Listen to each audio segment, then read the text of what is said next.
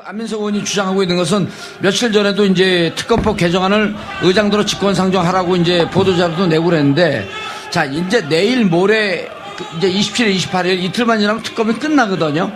황교안 대행도로 특검이 연장돼야 된다라고 주장하는 게 10명 중에 이제 7명인데, 지금 만들어야 한다라고 하는 특별법은 특검 기간 연장이나 이런 것과는 조금 별개의 문제인 거죠.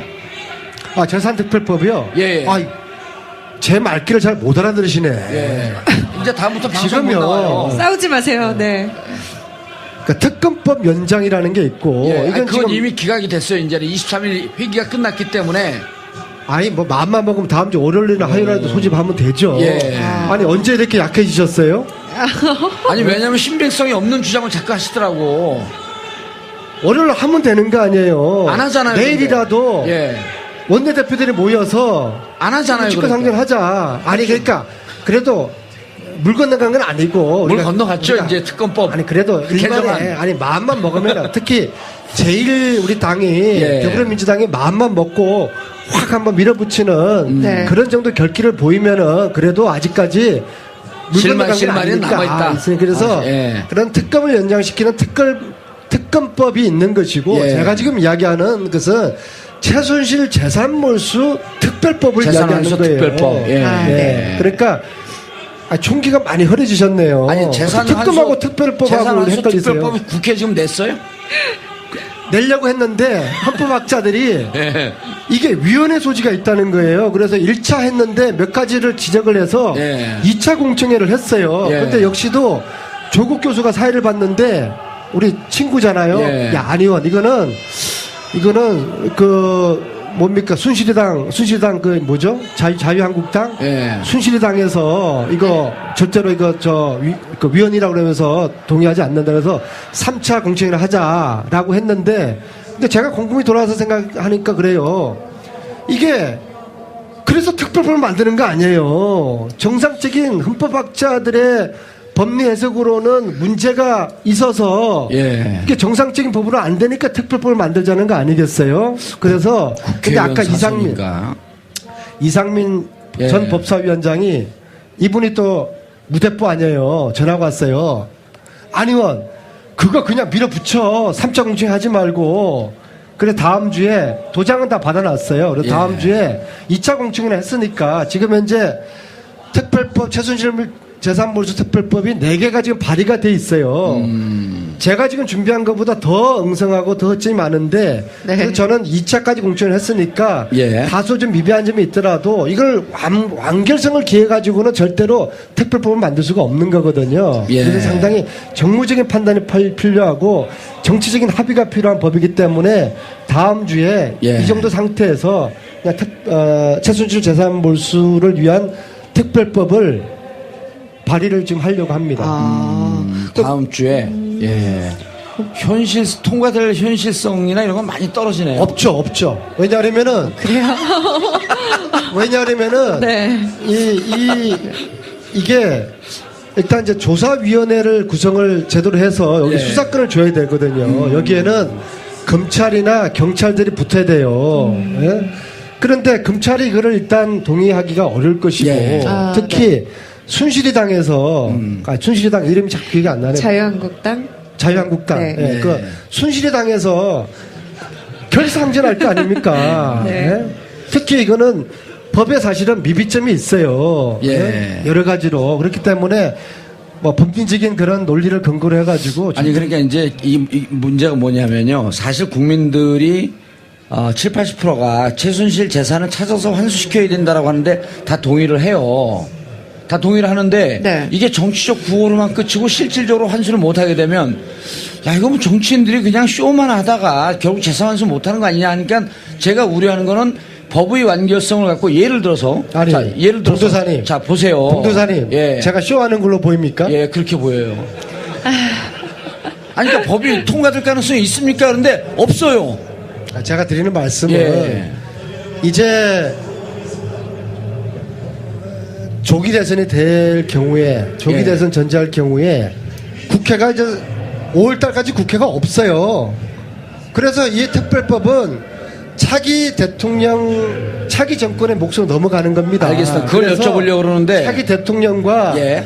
더불어민주당 제1당이 정신을 바짝 차려서 이 악의 뿌리, 최순실의 은닉재산, 불법재산을 뿌리 뽑자. 예. 특별법을 제정하자라고 해서 이것은 당 차원에서 예. 또 대통령의 강한 의지로 이것이 가능하다고 알겠습니다. 저는 보고 있는 것이죠. 그래서 정권 교체. 저는 지금 연기만, 불씨만 끄트리지 않고 앞으로 몇 달 동안 독일 보세요. 왔다 갔다 하면서 예, 자 보세요. 정권 교체가 돼요. 그리고 대통령 의지가 있습니다.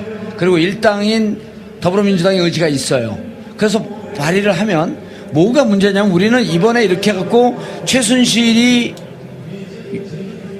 법정에서 유죄 끌어내고 그 다음에 해야 될 게 뭐냐면 안민석도 계속 주장하는 게 재산을 다 환수해야 된다 이 주장을 하고 있는데 그러려면 정말 법적으로도 하자가 없고 정권이 교체됐습니다. 일당이 하자가 없는 법을 위헌적 소지를 다 털어낸 법을 내서 실제 재산을 뽑아낼 수 있는 노력을 해야지 정치적으로 몇 번 선언하고 안민석 의원 언론에 몇 번 나오고 방송에 몇 번 나오고 이렇게 위약무약고 끝내서는 안 되는데 왜 자꾸만 헌법에 위헌적 요소가 있는 법을 더 완벽하게 정비하지 않으려 하느냐 이걸 질문하는 거예요. 이것 보세요, 봉도사님. 예. 지금 자료 제출을 지금 못 받고 있죠. 왜냐하면 예. 공소시효가 다 지났어요. 그래서 첫 번째, 이 특별법에는 조사의 기간을 70년대부터 해야 되는 것이죠. 그죠? 박근혜 정부 요 4년 동안 해가지고 재산 추적이 되겠습니까? 알겠습니다. 이것을 그런 전례가 없다는 것으로 반대를 가능성이 많은데 그렇지도 않아요. 왜냐하면 우리는 이미 친일 재산 한수법을 만든 적이 있지 그렇죠. 않습니까? 예? 그런데 친일 재산 한수법 제정할 때는 그것을 반대하는 국회 내에 특정한 세력이 조직적으로 없었잖아요. 그죠?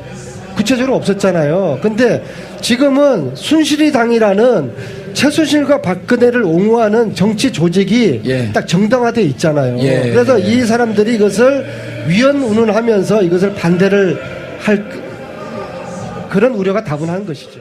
다시 40년 만에 역사는 이렇게 거꾸로 왔습니다. 하지만 촛불을 든 여러분들이 계시기에 이제 대한민국의 민주주의는 다시 완성의 길로 들어가고 있습니다.